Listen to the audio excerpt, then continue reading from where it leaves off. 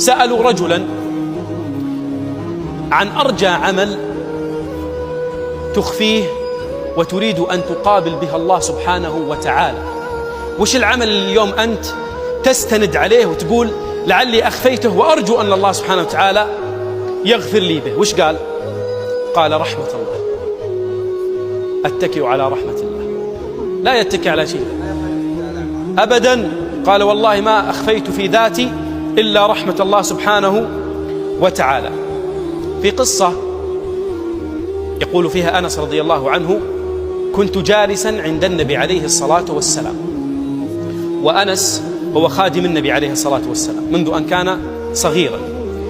قال: كنت جالسا عند النبي عليه الصلاة والسلام فإذا برجل قد كبر سنه واحدودب ظهره ورق عظمه وشاب شعره حتى سقط حاجباه على عينيه، وجاء متكئا على عصاه، فهو أكبر من النبي عليه الصلاة والسلام بسنين كثيرة وأعوام عديدة ومديدة، حتى كان بين يدي النبي عليه الصلاة والسلام.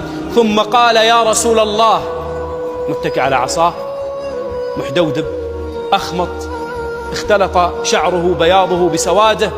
قال: يا رسول الله، ماذا تقول برجل فعل الذنوب كلها